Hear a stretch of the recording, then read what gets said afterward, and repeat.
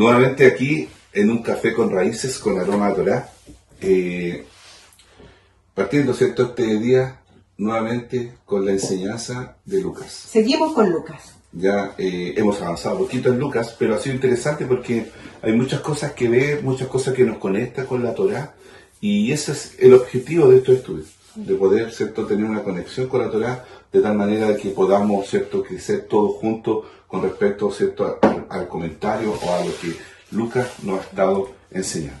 ¿Ya? Pero para partir vamos a tener un momento de oración. Vamos a orar, pedirle al Eterno, ¿cierto?, que nos dé la capacidad a nosotros de poder enseñar su palabra, y también para que ustedes, los que escuchan, puedan tener también un tiempo de revelación. ¿Ya? Y también orar por Israel. Amén. Oremos. Amén. Padre amado, Señor, Dios Todopoderoso, nuestro Rey, Señor de nuestra vida, reconocemos, Señor, que sin ti nada somos y nada podemos hacer. Queremos que tú realmente seas el soberano, Señor, cada día en nuestro andar. Gracias por la oportunidad que nos das de escudriñar tu palabra. Gracias, Señor, porque tú nos permites compartirla, Señor, a través de este medio. Rogamos por cada persona, Señor, que tiene la oportunidad de ver estos videos, Padre, para que tú seas hablando también a su vida y que todo lo que hagamos aquí, Señor, sea de bendición para cada uno de ellos.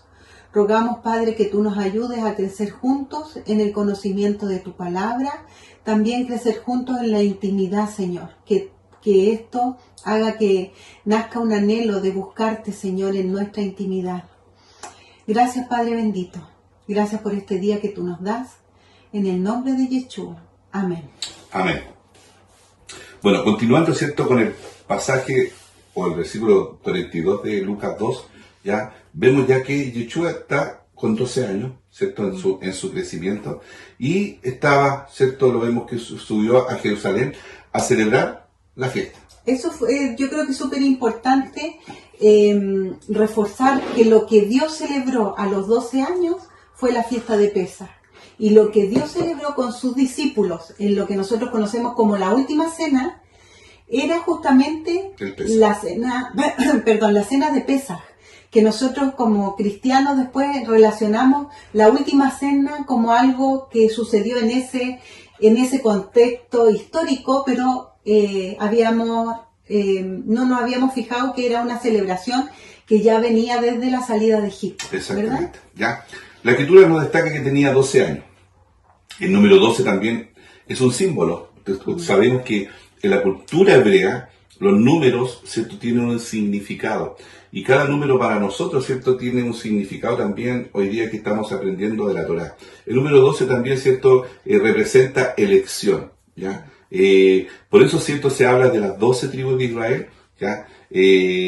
Se habla también, ¿cierto?, de los 12 profetas menores del Antiguo Testamento, se habla de los 12 apóstoles de Yeshua, ¿cierto? Se habla también de las 12 legiones, también de ángeles, ¿cierto?, que estaban a su disposición cuando Yeshua, ¿cierto?, estaba crucificado, y eso lo podemos corroborar en Mateo 26:53, ¿cierto?, que dice: ¿acaso piensas que no puedo orar a mi Padre y que Él no me daría más de 12 legiones de ángeles?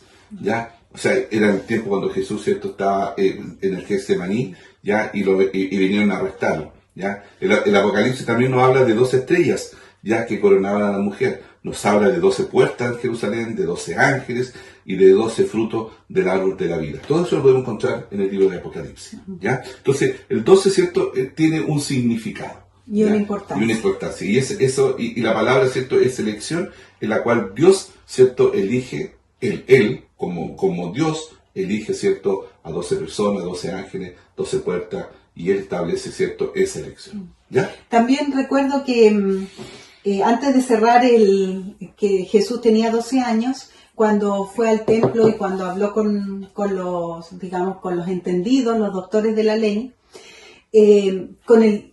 había también algo muy importante que practicaban los judíos y que lo practican hasta el día de hoy, pero que después se cambió de 12 años a 13 años, tal vez para hacer una diferencia, ¿cierto?, con lo que Jesús fue a hacer al templo, y que ahora los niños a los 13 años, ellos dan como un examen ¿verdad? Donde ya se aprenden toda la Torá y donde pasan a tener responsabilidades tanto religiosas como civiles, que no me recuerdo bien cómo se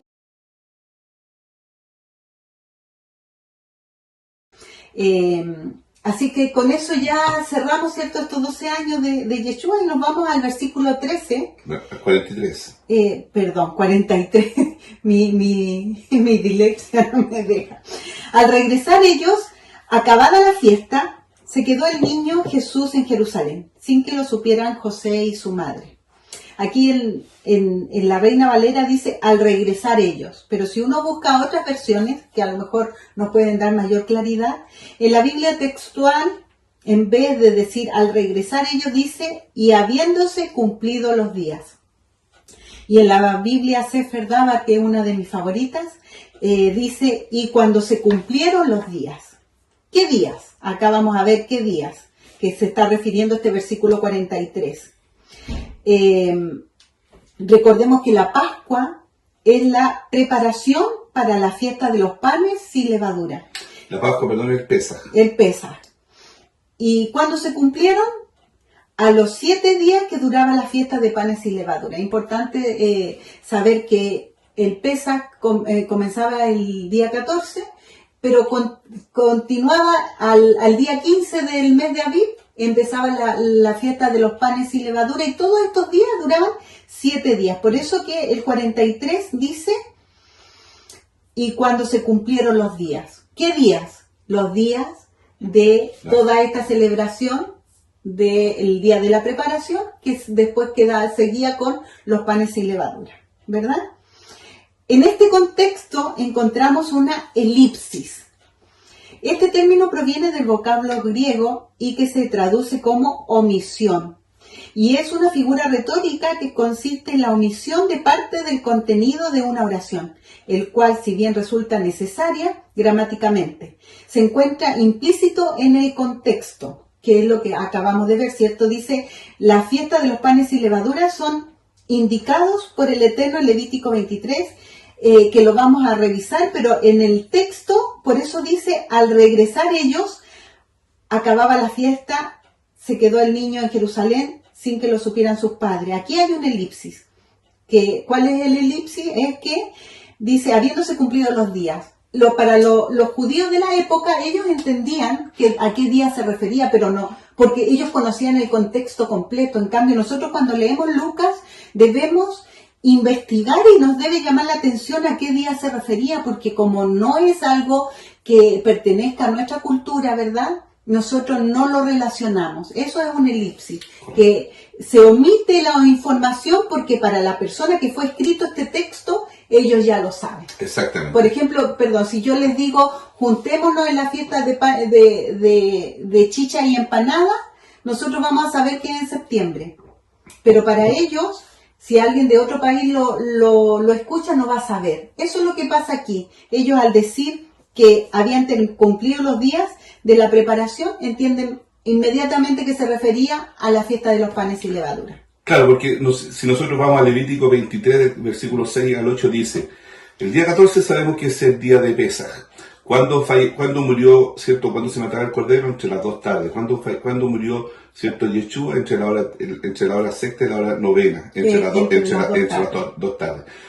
Al día, ¿cierto? Terminado ese día 14, en la noche, ¿cierto? O cuando comenzaba el día, ya, dice, y a los 15 días de este mes, ya, en la fiesta solemne de los panes sin levadura, Yahweh, 7 días comeréis panes sin levadura. El primer día tendréis santa convocación, ningún trabajo de siervo haréis, y ofreceréis a Yahweh 7 días ofrenda encendida. El 7º día será santa convocación, ningún trabajo de siervo haréis. Y es lo que decía Natalie, ¿cierto? Que el judío que escuchaba este relato, al tiro asociaba que después de la fiesta de los panes, de Pesaj, venía la fiesta, comenzaba la fiesta de los panes sin levadura. Ahora, ¿de dónde? Perdón, es importante también recalcar que aquí nos habla de que el primer día de los panes sin levadura es un día de reposo, ¿verdad? Un Shabbat o Shabbatón. El 14 de Aviv no es el día de reposo, pero el 15 sí o sí. es día de reposo alto, y al final de la fiesta viene otro día, otro Shabbatón, ¿cierto? Porque dice, ningún trabajo de siervo haréis, ¿verdad?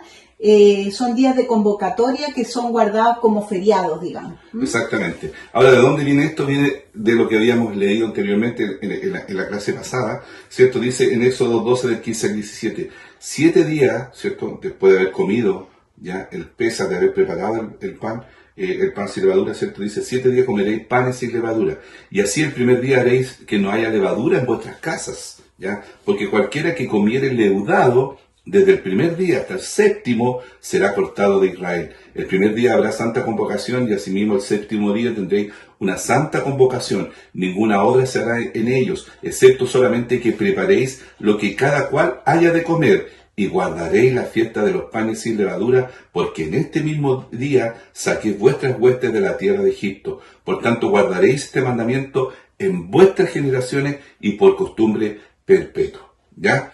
Esta fiesta representa, ¿cierto?, a que debemos dejar el pecado, porque la levadura está relacionada con el pecado. Ahora, ¿dónde nosotros vemos? ¿Por qué decimos, ¿cierto?, que de dónde sacamos que la levadura, ¿cierto?, representa el pecado? En 1 Corintios 5, del versículo 6 al 8 nos dice, ¿no es buena vuestra jactancia? ¿No sabéis que un poco de levadura leuda toda la masa? Limpiaos, pues, de la vieja levadura, para que seáis nueva masa, sin levadura como sois, porque nuestra Pascua, que es en Cristo, ya fue santificada por nosotros. Así que celebremos la fiesta, no con una vieja levadura, ni con levadura de malicia y de maldad, sino con panes sin levadura, de sinceridad y de verdad. Ya acá el apóstol Pablo nos está enseñando, ¿cierto?, que la levadura representa el pecado. Ya, por lo tanto, para terminar, ¿cierto?, el término o lo que ¿cierto?, Dios nos quiere decir en el capítulo de Éxodo, ¿cierto?, era que el pueblo de Israel tenía que dejar todo lo que había adquirido, ¿cierto?, en Egipto, aquella asimilación, ¿cierto?, de pecado, debían dejarlo enterrado. No podía haber nada, o sea, no solamente, ¿cierto?, era la levadura como concepto para el pan, sino que también su espíritu. Por eso ellos tenían que comer, tenían que estar en ese tiempo, ¿cierto?, teniendo esta relación, este tiempo con el Señor. ¿Ya? Bueno, lo que yo quería agregar es que aquí, esto lo escribió Pablo, ¿verdad? Porque le está escribiendo a la iglesia de Corinto. Sí. Ya Yeshua había muerto hace varios años, porque esto más o menos Pablo escribió entre los años 56, 60 de nuestra era.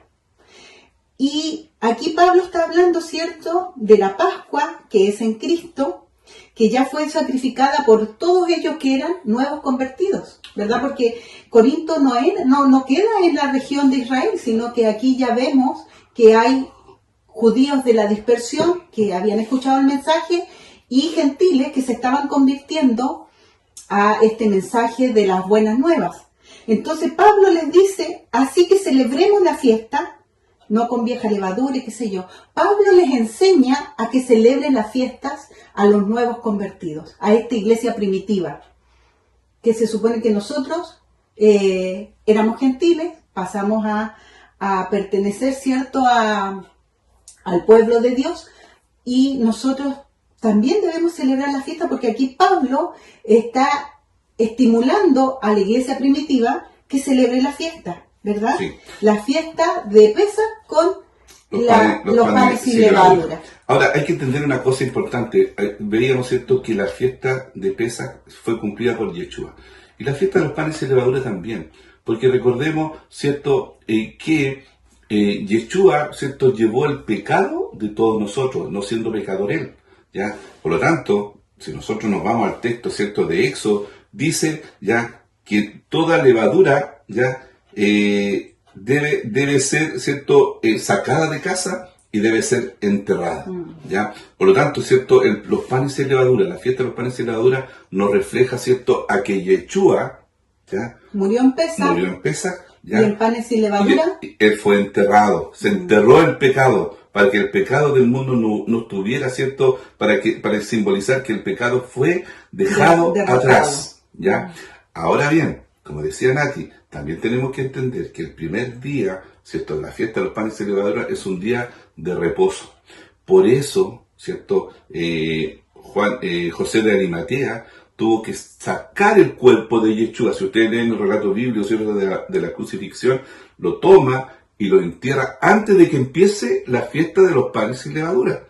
Porque tenía que cumplirse que Yeshua tenía que ser enterrado, porque llevaba todo el pecado de todos nosotros antes, ¿cierto?, de que comenzara esta fiesta de los panes y levadura. Está todo relacionado, está relacionado. Es importante también destacar que el cuerpo debían bajarlo de la cruz y ponerlo en la sepultura antes de que comenzara este día de santa convocación, este día de reposo, porque aunque fuera un día de reposo que no fuera Shabbat, sino que se diera durante la semana, no tenían que hacer trabajo de esclavos. Sí, entonces se apresuraron para poder hacerlo antes que empezara el día de reposo en sí. Pero sí, lo que importante es que hay que entender que Yeshua tenía que cumplir la fiesta de los panes de levadura. Era lo más principal, independientemente, ¿cierto? Lo otro sabemos que era una costumbre. Pero si él hubiera sido, ¿cierto? Hubiera quedado expuesto, crucificado, no hubiera cumplido esta fiesta. Claro. No lo hubiera cumplido.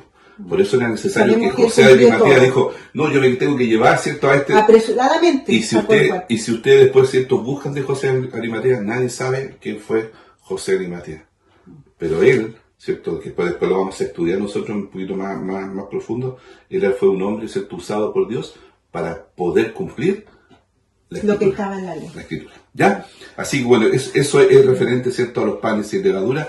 Y ahora ya en unos ya días más, el 12 de abril comienza, ¿cierto? El día comienza de la preparación. La preparación, que es Pesaj, ¿ya? Y el día 13 de abril, ¿cierto?, en la noche es Pesaj, y el 14 de abril de este año comienzan los panes y levadura, ¿ya? Durante 7 días hasta el 21, ¿ya? Así que es interesante, lo invitamos, ¿cierto?, a que ustedes puedan también congregarse y buscar, ¿cierto?, y celebrar esta fiesta, porque es una fiesta muy simbólica, sobre todo para nosotros los cristianos, porque Yeshua murió por usted, por mí, por todos, y Yeshua tenía que ser enterrado porque llevó la carga del pecado. La levadura fue enterrada, ¿ya? Y al tercer día, ¿cierto?, resucitó en la fiesta, ¿cierto?, de la fiesta de las primicias. De las primicias.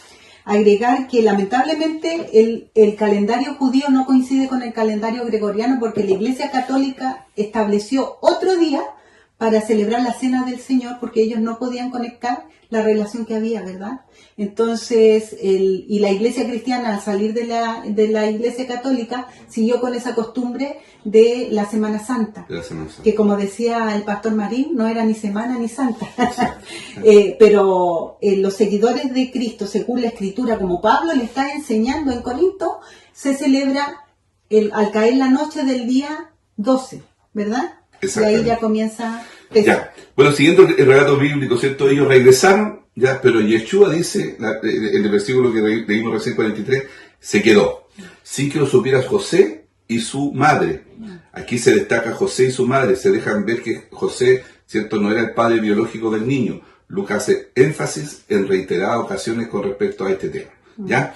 En el versículo 44 dice, y pensando que estaba entre la compañía, así dice el texto en la Reina Valera, pero que significa caravana, ¿ya?, anduvieron camino de un día y le buscaban entre los parientes y los conocidos.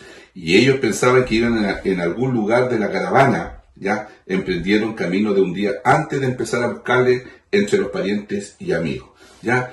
Aquí vemos, ¿cierto?, que sus padres pensaban, ¿cierto?, que él venía de la caravana, porque recordemos, como ya habíamos explicado, ¿cierto?, que tenían que subir a esta fiesta de Pesaj principalmente, ¿cierto?, a Jerusalén, y después ya se estaban devolviendo después de cumplir los 7 días, ¿cierto?, de esta fiesta. Ellos llegaron y volvieron nuevamente a Nazaret, donde ellos vivían, ¿ya? Y vieron sus padres que Yeshua no iba con ellos. por lo tanto, ¿cierto? Lo empezaron a buscar. Bueno, así dice acá el 45, dice, pero como no lo hallaron, volvieron a Jerusalén buscándole. Y aconteció que 3 días después lo hallaron en el templo, sentado en medio de los doctores de la ley, y oyéndolos y preguntándoles. Y todos los que le oían se maravillaban de su inteligencia y de sus respuestas. El relato menciona que después de 3 días, recordemos que los números también son importantes, ya lo dijimos, en la Biblia. El número 3 se relaciona con probar algo o revelar algo o descubrir algo. Como por ejemplo, tenemos evidencia en la palabra, Jonás estuvo dentro del pez 3 días. Pedro negó a Yeshua 3 veces, ¿verdad? En la restauración de Pedro, Yeshua le pregunta 3 veces, Pedro, ¿me amas? Se reveló el cambio de Pedro en ese minuto. El 3 puede relacionarse con victoria. La resurrección sucede al 3er día. Revelación de la victoria de la muerte, ¿verdad? Ahí se reveló la victoria. Al 3er día encontraron a Yeshua en el templo con los doctores de la ley, rodeado de los maestros más talentosos del judaísmo de esa época. En su mayoría eran de la secta de los fariseos. Recordemos que secta en Israel no es una mala... Un término como lo usamos nosotros, claro, que cierto, juzgamos a lo otro, cierto grupo. Era para diferenciar un grupo de otro, pero acá dice que estaba con los fariseos o los escribas que eran encargados, ¿cierto? Eran los mejores teólogos de la época. Además estaban en la ciudad sagrada, Jerusalén, ¿verdad? Y estos prestigiosos teólogos y expertos estudiosos, todos estaban asombrados por su entendimiento y sus respuestas. Lo estaban como cuestionando, ¿cierto? Haciéndole preguntas. Esto nos muestra la madurez espiritual. Ellos vieron la unción y el poder de Dios en la sabiduría de lo alto que reposaba sobre él. Yeshua a sus 12 años era muy adelantado, pero en general los niños o preadolescentes, como se llama hoy, se dedicaban a estudiar, ¿verdad? Exactamente. Ya en los tiempos de Yeshua, ¿cierto? Podemos ver el tema de su educación.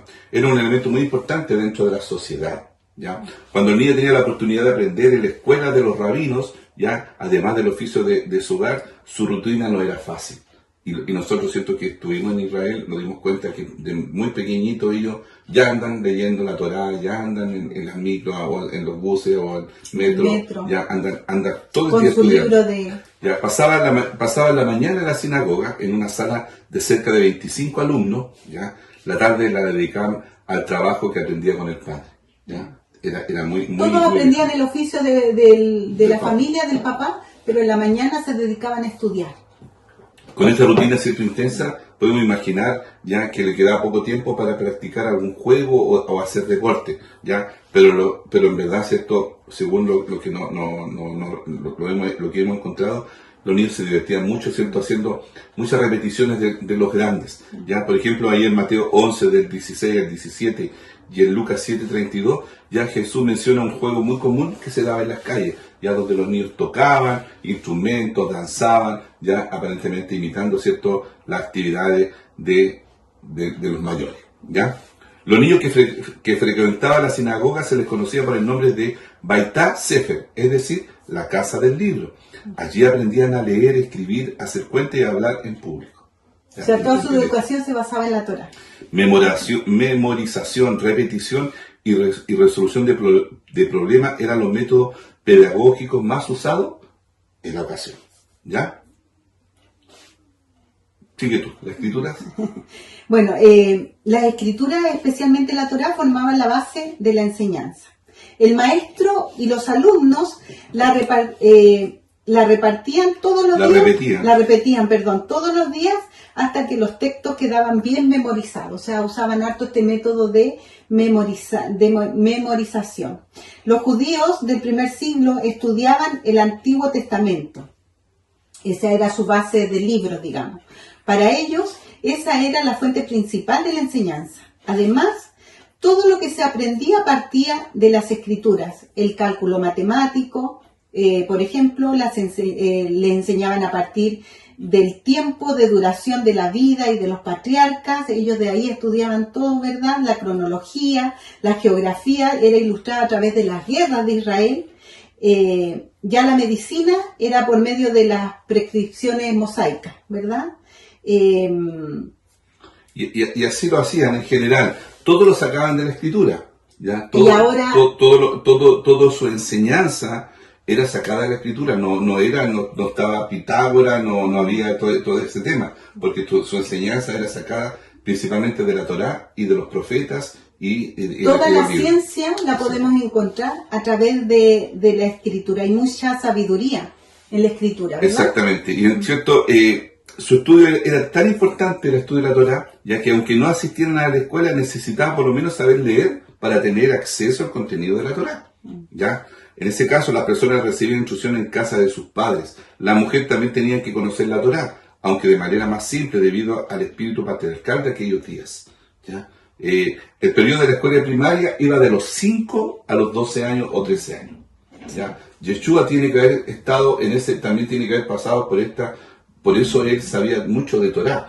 Él era más aventajado realmente que los otros niños. El problema es que nosotros muchas veces pensamos que Yeshua era como muy extraordinario, ¿no? Y no solamente Yeshua, sino que también todos los niños que compartían, porque era un método demasiado rígido y los papás hacían todo un esfuerzo para mandarlo para que ellos estudiaran. Ya después, ¿cierto? El alumno pasaba por una etapa un poquito más avanzada en la Beit Midrash o casa de interpretación. Primero, ¿cierto? Pasaban por la casa de los libros y ahora pasaban por la casa de interpretación, ¿ya? Que quedaba en un lugar separado de la sinagoga. Allí el alumno podía recibir una especie de educación superior, acompañada de algún maestro de la ley. De hecho, estudiar en un Beit Midrash era un privilegio de pocos. Exacto, ya la básica era como más común y ya dependiendo del talento del alumno podía acceder a una educación superior. A un maestro más superior. ¿Ya? Entonces, así vemos que si un joven quería avanzar en sus estudios debía iniciarse en el mundo rabínico, ¿verdad? En el cual llegaría a ser un escriba o un doctor de la ley. Para eso, él debía elegir un tutor, un maestro o un rabino de renombre y seguirlo a él, con la condición de que el rabino aceptara al alumno. Así vemos el caso de Pablo, ¿verdad? Por ejemplo, que fue aceptado por el gran sabio Gamaliel. De acuerdo con el libro de Hechos, esto lo encontramos en Hechos 22:3. Fue a los pies de él que Pablo practicaba y aprendió todo lo que él sabía. Posteriormente, hasta muchos de los idiomas que hablaba, dicen que Pablo hablaba como, no me acuerdo si 3 o 5 idiomas, y todo lo aprendió bajo los pies de Gamaliel. Exactamente, el joven aprendió, o sea, el que era aceptado por el maestro, debía ser sumiso, de la misma forma como lo era con su padre. ¿Ya? O sea, no era solamente así que era maestro. Había un respeto. Un respeto. Y también debía estar listo para servirlo mientras estuviese en su compañía. ¿Ya? Con ese hombre sabio, el joven aprendía muchas lecciones, pero especialmente el difícil arte de interpretar la ley y ponerla en práctica en las más diversas situaciones. ¿Ya? Vimos esto que en esta segunda etapa, entre los 5 y los 12 años, ya tenían que empezar a interpretar la ley. Por eso dice que Yeshua a sus 12 años interpretaba la ley con los maestros, ¿cierto? Ya estaba en ese grado avanzado. Ya estaba en ese grado avanzado. Por la falta de documentos de la época, ¿cierto? Que nos podía proveer más información, que no hay mucha información, no sabemos con qué seguridad, ¿cierto? Cuánto tiempo duraba el curso. Sin embargo, parece que no había un plazo determinado. Los documentos rabínicos del segundo siglo dicen simplemente lo siguiente: se recomienda con frecuencia como sumamente meritorio para alguien ser uno de los primeros en venir a un Beit Midrash y el último en dejarla. Hoy día nosotros vemos también que las personas continúan después de los 13 años, que se hace milagro, ¿cierto? Muchos continúan en escuelas rabínicas, y nosotros, no sé si ustedes han visto en la televisión, ¿cierto? En algunas noticias, ¿cierto? Que los ortodoxos no van a la guerra, ¿cierto? Porque están estudiando. Siguen estudiando, y nosotros cuando estuvimos allá, ¿cierto? Veíamos un jefe de hogar, seguía estudiando, y él hacía un esfuerzo tremendo, o sea, andaba a las 5 de la mañana o 3 de la mañana, perdón, ¿cierto? Tenía que ir a la escuela. Claro, tenía que ir a la sinagoga, después a trabajar, después tenía que seguir estudiando, ¿cierto? Hasta en la caída de la noche, ¿cierto? Y ahí él ya llegaba a descansar, ¿ya? En algunos casos, en vez de que el joven se ofrezca para el curso, el maestro o rabino reconocido veía su potencial y lo invitaba a ser su discípulo, que fue lo que pasó con Gamaliel y con Pablo, ¿verdad? Claro. Lo mismo antes de la época de Cristo. Cada sabio rabino se preocupaba de formar discípulos y futuros escribas que pudieran ejercer el oficio en tribunales o sinagogas, porque eran tipos de abogados también. Claro. El famoso rabino Gilel, quien vivió en los días de Herodes el Grande, llegó a tener de una sola vez cerca de 80 seguidores inmediatos, ¿verdad? Jesús fue más simple, eligió solo 12. Si prestamos atención a los hechos, veremos que en la Biblia, en Lucas 10:1, se menciona por única vez a los 70 discípulos que el maestro preparó y envió a predicar el Evangelio. Aunque no tengamos información adicional de este grupo, el hecho es que los discípulos de Cristo en su mayoría eran hombres incultos, ¿verdad? O rechazados, que no habían sido elegidos por uno de estos rabinos. No poseían grandes características intelectuales importantes, sino que tenían un conocimiento básico, por lo que no podían ser alumnos de estos grandes maestros. Pero Yeshua los amó como nos ama cada uno de nosotros, porque nosotros tenemos distintas capacidades también, ¿verdad?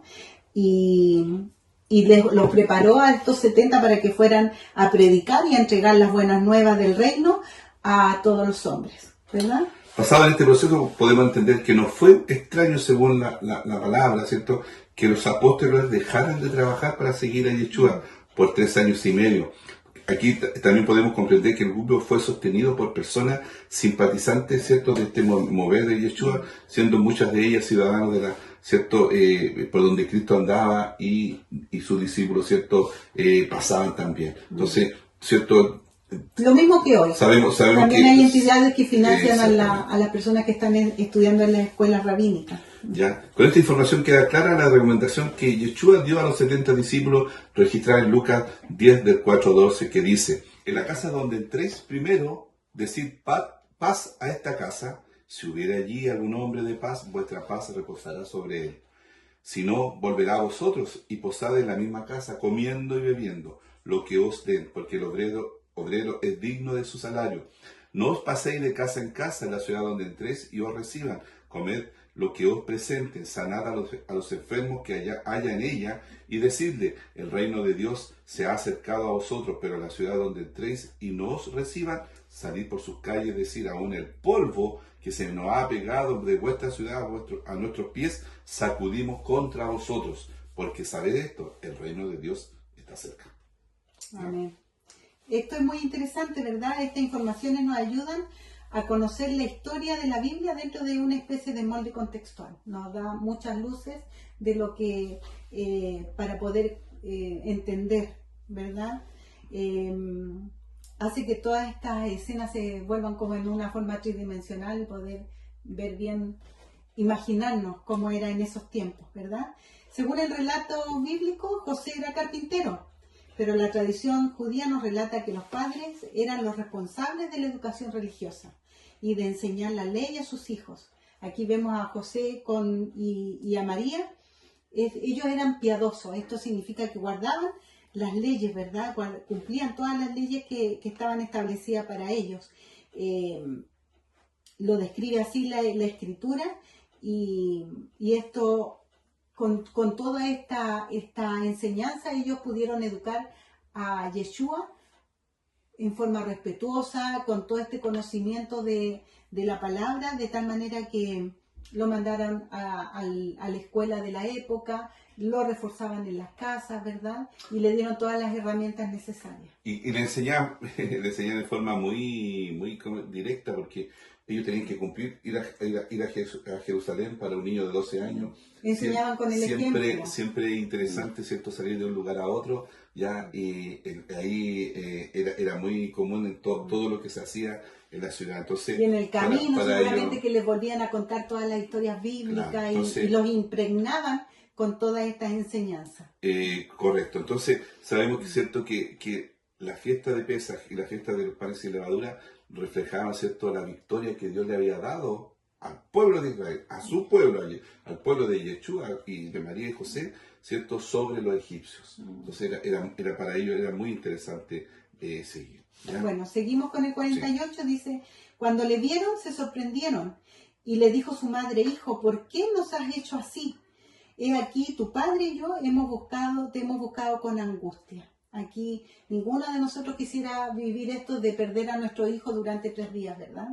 El 49 dice, entonces él les dijo, ¿por qué me buscáis? ¿No sabéis que en los negocios de mi padre es necesario estar?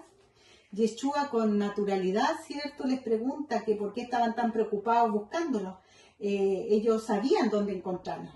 Y en general esto es un poco de los niños nuestros también. Ya el ser naturales, ¿cierto? Pero papá, ¿por qué? ¿Cierto? Si yo estoy siempre he estado acá, ya es muy natural. Así que, y pensar que Yeshua también tenía esa capacidad de un niño como hoy día también son nuestros hijos, ¿ya? Bueno, este versículo, ¿cierto? Que habla de los negocios, que es necesario que estén los negocios de mi padre. En griego dice que en las cosas de mi padre debo estar, ¿verdad? No Correcto. tanto en los negocios así como de dinero, sino que ocupado de seguir el plan de redención a través de su propia vida, porque él era el que iba a ejecutar este plan de redención. Exacto, es importante tener esto bien claro, ¿ya? Porque al final nosotros hemos visto que hoy día las instituciones religiosas son negocios, en muchas de ellas, ¿cierto? Estas grandes iglesias son negocios. Por lo tanto, ¿cierto? No tenemos que relacionarlo con ese tipo, porque él le está diciendo, ¿cierto? En las cosas de mi padre. ¿De quién? ¿De cuál padre? ¿De José? No, él está hablando de su padre, Claro. ¿cierto? Dios. Ya, Sí, de porque Yahweh, del Eterno, del gran yo soy. De él estaba ¿cierto? Diciéndole a María, su mamá, lo que estaba pasando allí. Por eso, ¿cierto? Era importante que él estuviera, porque estaba estudiando, estaba enseñando, estaba obedeciendo a la palabra, ¿cierto? Y sobre todo lo que la palabra decía de él, para que él pudiera, ¿cierto?, entender y pudiera, ¿cierto?, tener este cruce con los grandes eruditos, con los grandes sabios de esa época, que tenían otro conocimiento, que esperaban a un Mesías, ¿cierto? Y él los confrontaba y él estaba en esta relación. Entonces, por eso él decía, en las cosas de mi padre tengo que estar, porque él tenía que dar a conocer, ¿cierto?, cuál era su misión dentro de, ¿cierto?, para lo cual había sido elegido. Sí, pues ¿Ya? marcando una diferencia, porque el negocio de su padre terrenal era la carpintería y él en este minuto estaba en algo muy Muy espiritual. espiritual, ¿ya? ¿De quién es responsable hoy día, cierto, de enseñar la palabra a los hijos nuestros?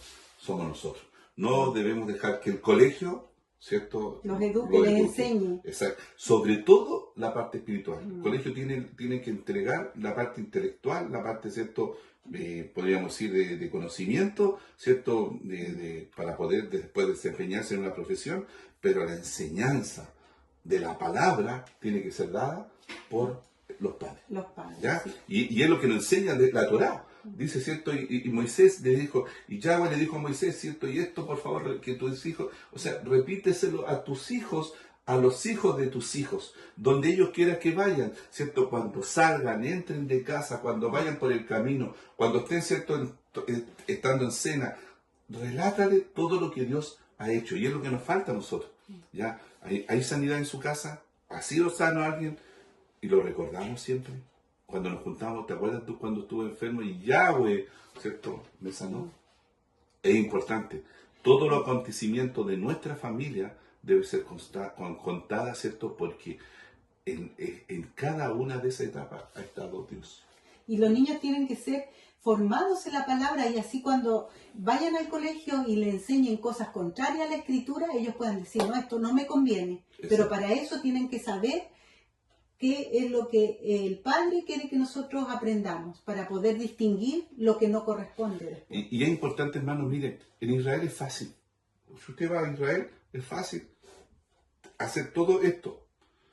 Lo complejo son para nosotros, porque nosotros vivimos en una sociedad totalmente, ¿cierto?, de consumo, una sociedad, ¿cierto?, con muchas ideologías, ya para nosotros es difícil. Pero ¿saben qué? Nosotros debemos batallar, ¿cierto? Debemos hacer el esfuerzo de hacer que nuestros hijos, ¿cierto?, ellos puedan tener el conocimiento de Yahweh. Y la única forma es estudiando la palabra, es buscando de Dios, es cuando, ¿cierto?, celebrar Shabbat, porque en el Shabbat, ¿cierto?, nos damos un tiempo para enseñar a nuestros hijos de las grandes proezas que Dios hizo en su palabra, pero también para enseñarles que todo lo que Dios ha hecho es bueno para nosotros. ¿Ya? Bueno, tenemos el ejemplo de Salomón, que fue el hombre más sabio que ha pisado la tierra, que nos da un consejo ahí en Eclesiastés 12:13, dice: el fin de todo el discurso oído es este: teme a Dios y guarda sus mandamientos, porque esto es el todo del hombre. ¿Qué palabras más sabias? Bueno, teme a Dios y guarda sus mandamientos. Ahí hay sabiduría. ¿Y lo estamos haciendo? ¿Lo está haciendo usted? Ya, es interesante. Dice en el 50, dice: más ellos no entendieron las palabras que les habló, ya, sus padres, María, cierto, su madre y José, no entendieron las palabras. Y descendió con ellos y volvió a Nazaret y estaba sujeto a ellos. Y su madre guardaba todas las cosas en su corazón. Claro, María y José no entendieron bien las palabras de Yeshua en ese momento, porque lo veían como niño, a pesar que ellos sabían que la redención venía por este Mesías, pero en ese minuto lo vieron como en la humanidad como su hijo, por toda la desesperación que habían vivido, pero sin embargo su mamá atesoró todas esas cosas en su corazón, ¿verdad? Y de estos pasajes podemos encontrar algunas cosas, algunas verdades. Primero, la obediencia. Él fue obediente a su padre terrenal. A su padre terrenal. A sus padres terrenales. Él sabía dónde él estaba. Yeshua nunca, si ustedes buscan algún pasaje bíblico, nunca se rebeló en contra de la autoridad de sus padres. ¿Ya? Ahí hay mucho que aprender, sobre todo para las generaciones de ahora. ¿Por qué? Porque él tenía que cumplir los mandamientos, si no sería invalidado como Mesías. Entonces, él sabía que la obediencia, ¿cierto?, era importante. Porque fue enseñado incluso por sus padres. Sus papás le enseñaron, ¿cierto?, que debían honrar a su padre y a su madre, y Jesús o Yeshua, ¿cierto?, lo hizo. ¿Ya? Por eso digo, hermano, Yeshua, él tenía que cumplir, ¿cierto?, toda esa labor, porque él era el Mesías, ¿cierto? Y tenía que cumplir todo lo que estaba escrito en la Escritura referente a él. Bueno, así después él lo hace ver en un ejemplo, ¿cierto?, que tenemos en Mateo 28:20, dice: enseñándoles que guarden todas las cosas que os he mandado. ¿Qué nos mandó Yeshua? A guardar mandamientos, nos mandó a ser obedientes, a ser humildes, a seguir el plan de Dios trazado para nuestras vidas. Hay mucho enseñanza, y Él nos manda a que lo hagamos, tal como Él es, pisar en sus pisadas, ¿verdad? Seguir su ejemplo. Exactamente. Y nosotros, lamentablemente, en este tiempo hemos dicho que lo que hizo Jesús ya quedó atrás, cuando Él nos mandó a seguir sus pisadas, pero todo lo que Él hizo ahí lo hemos dejado atrás, ¿verdad? Ya terminando, ¿cierto?, esta porción ya del capítulo 2, ya son los últimos 2 versículos, podemos hacer, ¿cierto?, un resumen de esto. ¿Ya? Acá vimos a 2 fiestas, la fiesta de Pesaj y la fiesta de los panes y levadura. ¿Ya? Estas 2 fiestas ya se nos acercan. El día 12 de la noche, el día 13, podríamos decir, parte Pesaj del mes de abril. A la caída del día 12, claro, de la caída del sol. El 13, ¿cierto? El día 12, claro, a la caída del sol, parte, ¿cierto?, la fiesta de Pesaj. Y el día siguiente, a la caída del día siguiente, el día 13, parte los panes y levadura. ¿Ya? Hermanos, nuestro mensaje para ustedes es que ustedes puedan buscar un lugar, una congregación, una quejilá, como se dice, ¿cierto?, en hebreo, donde puedan participar y puedan estar y tener esta relación o este encuentro con el Señor. Porque esas fiestas fueron dadas por el Eterno no para Israel, fueron dadas para todos. ¿Ya? Ahora, ¿seremos obedientes o seremos desobedientes? Yeshua nos enseñó en este pasaje que fue obediente. ¿Ya? Y así también lo recomienda Pablo, como leímos en 1 Corintios 5, del 6 al 8. ¿Cierto? Dice: así que celebremos la fiesta. Pablo nos está estimulando a celebrar la fiesta de Pesach y los panes sin levadura. Exacto. Dice, no con la vieja levadura, que ya vimos que era el pecado, ¿verdad? Ni con la levadura de malicia y de maldad, sino con los panes sin levadura, de sinceridad y de verdad. Fíjate el consejo de Pablo. Bueno, terminamos, ¿cierto?, este capítulo 2. Ya se nos acabó el café. Con un café con raíces, con aroma Torá. Y lo esperamos, ¿cierto?, en la próxima. Empezamos ahora, por fin, el capítulo 3 de Lucas. Que también viene muy interesante. Que el Señor les bendiga. Shalom.